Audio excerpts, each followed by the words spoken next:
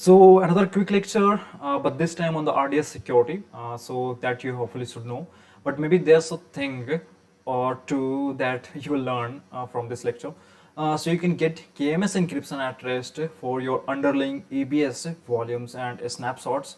You have the option to use something called the TDE, transparent data encryption.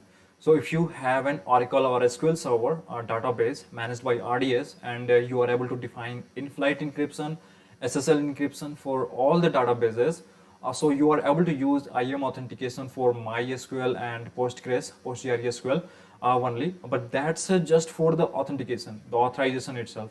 The authorization itself still happens within RDS, not in IAM. So but still it's good for the user management to be done through IAM. You can copy an unencrypted RDS snapshot into an encrypted one. This is a very common DevOps feature to do also, and CloudTrail cannot be used to track queries made within the RDS. So you will need to have specific monitoring tools for RDS and database security. So to get these kind of logs also.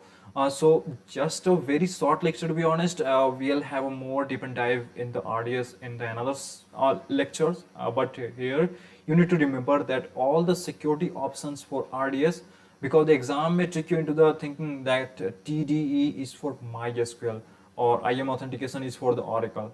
So that's it for this video. I will see you in the next lecture.